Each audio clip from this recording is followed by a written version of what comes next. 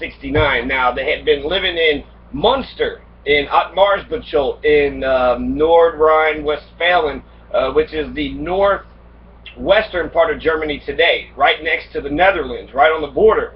It's Munster, Germany is also right next to the site of the Battle of the Teutoburg Forest, when the German barbarians rose up and fought and destroyed the Roman Empire, right? It was the German barbarians that brought down the Roman Empire. They expanded their borders too far. So it's Munster, Germany, that's right next to, let's see, it's called Ottmarsbachel, is the exact city, Ottmarsbachel. St. Urban Parish, that's the Catholic church that's there. There's also something else I want to talk about that area. I don't know, it was Prussian too. So that area, they came over and they said that they're Prussian. Well, what's Prussian? Prussian is like the predominant German state before Germany that we know today became a country. And Germany that we know today actually became a country like 20 years ago, right? Because they're disbanded from uniting. And actually, I don't know, they were attacked because of their prowess and their military might. They almost took over the world with World War I, almost took over the world with World War II. Their strong political military might, and so what? Who cares, right? So, anyways, we came in. You know, we don't even know why we fought World War I, and I think that's the only reason, really, to stop another empire, to stop Germany from expanding and getting stronger and stronger. Because, you know, if you're not the #1 dog on the block, then that means somebody else is, and that's no good for you. So they all banded together to stop Germany. And then when you're fighting a world war against Germany, you know, 2 world wars against Germany, then your German Americanness is going to go downhill. So the nativist know-nothing started this nativist sort of, you know, forget your roots, you're in this country now, so you got to act like me and do as we do type bullshit. Instead of it being like a melting pot where we take the best ideas of the entire world. Grimm's fairy tales would have been something that my ancestors would have came across and would have read. Also, William Justice Goebel would have been something that my ancestors would have encountered when they came to Kentucky in Kenton County. Joseph Gripshover was actually found on a list, or J. Gripshover was on a 1901 list. A Goebelite ran for the Democratic slate for the ticket, so he was actually there at the convention, the Democratic Party convention, 1 year after William Justice Goebel, a German Kentuckian, had got assassinated at the courthouse steps, at the State House in Frankfurt, in the big Capitol building, at the Capitol steps. So that's just connections, you know, in order to understand where. To understand 1869, to understand 1855, to understand 1811, because that's the day that Johann Gripshover, who eventually pioneers on over here, he was born on 1811, and then Grimm's Fairy Tales was published 1812. So he would have been a kid who would have been experienced, who would have, you know, read Grimm's Fairy Tales when he was a kid, so that would have been inundated into. And the reason why Grimm Fairy Tales was so important to German culture is because, you know, it's sort of like the Bible, sort of like the Quran. It's a book that talks about how we're supposed to govern ourselves and what's moral and what's not. So it's a book of morals, and it's a book of ethics and laws. So, and when you read Grimm's Fairy Tales, there's a lot of fucked up, weird stories, and there's a lot of stories that you hadn't been told about. So, take Cinderella, the wicked sisters eventually, they had to, like, they cut off a part of their feet so they could fit into the glass slipper, right? One of them cut off their toe, the big toe, the other one cut off the back of their heel, and then the blood was coming out everywhere. So that told on them, but that's how desperate they were. They were willing to cut off their own, you know, Hansel and Gretel. You had the mother who took the kids out into the woods so they would just starve to death. So Hansel and Gretel just shows you that, you know, even your own mother, because of starvation and lack of food stuff, will take you out into the middle of the woods and just let you die. There's actually another one where the mother just like slams the lid of a trunk on the son's head and then cooks him up for the father, and the father loves it so much he asks for seconds. So a lot of fucked up shit.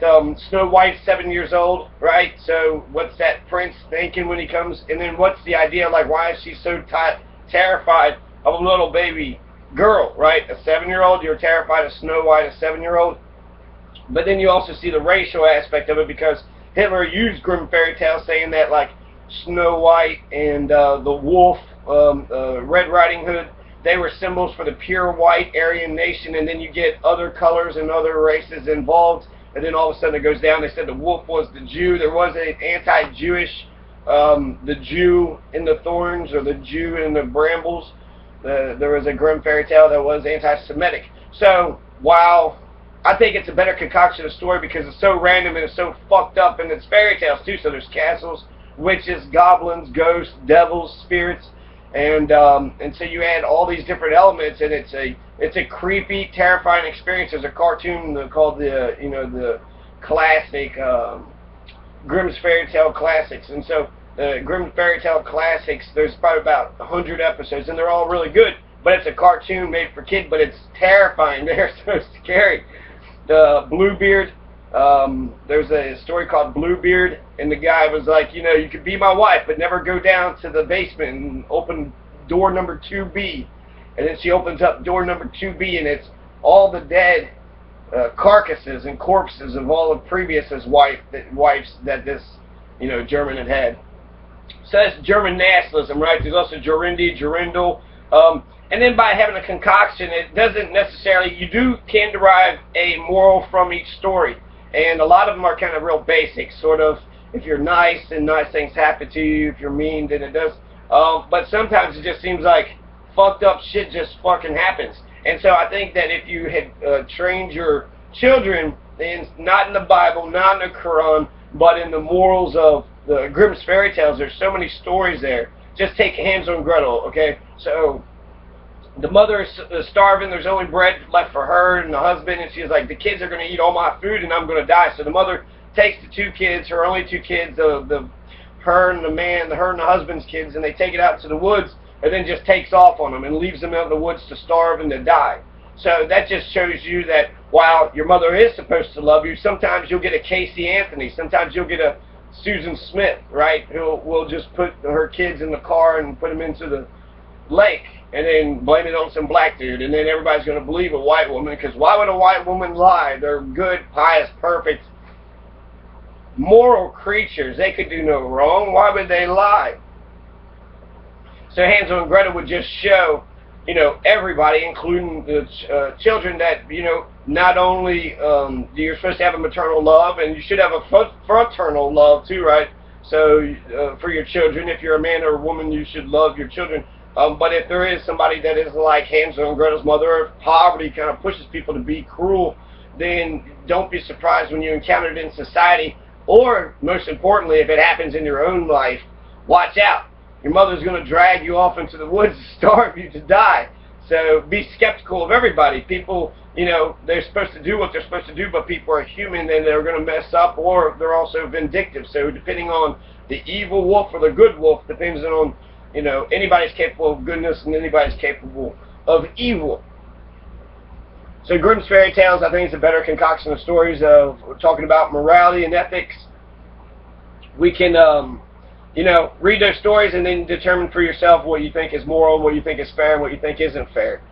There's 1855 Know Nothing riots. There's so much to this. You can pull so many things out of basically you have this massive political movement where the Know Nothing Party takes so much. They take the presidency in 1850 to 1853 with Millard Fillmore. Then they take the governorship of 8 different states in the Union, including Kentucky. From 1855 to 1859, we had Charles Slaughter Moorhead. So we had another know-nothing governor, So there's the governor of Kentucky as a know-nothing. Then you had the mayor of Louisville was a know-nothing. You got all these Congress people, and then the state senators and state Congress people. So you have, and then even though there was people that were publicly know-nothings, there was a lot of secret societies and secret support for the Know-Nothing Party because they were so fast and they came out of nowhere.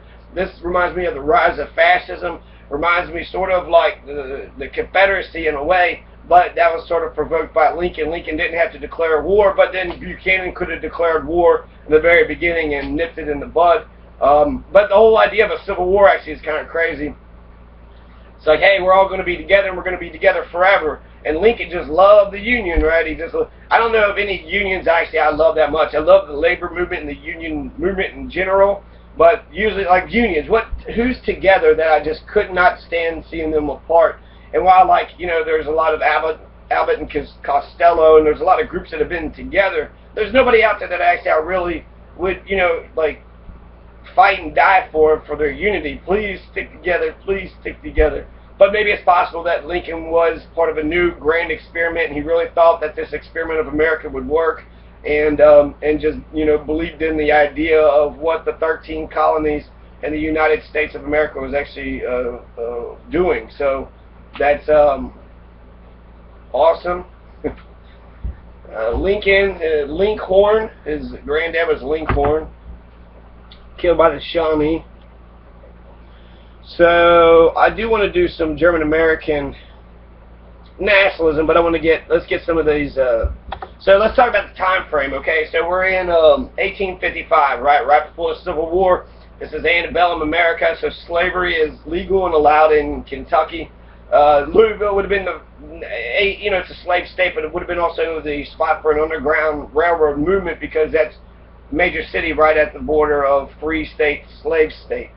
There's racism in the northern states, so necessarily going past the Ohio River didn't guarantee you. There was also the Fugitive Slave Act, which Millard Fillmore had passed. So there's a racist. There's a connection between the Confederacy and the Know Nothing Party. Millard Fillmore had passed the Fugitive Slave Act of 1850, so therefore the police would catch a slave that had ran off the farm and give it back to the master and say, hey, slave, hey, black man, how dare you? You need to make sure you listen to your white master, and this is where you belong, and you better get whipped and beat up. That's where the police came from, right? So from the onset of the idea of the police officers, that's what, okay, so 1855, this is right before the Civil War. You have a lot of racism going on. This is the brutal racism.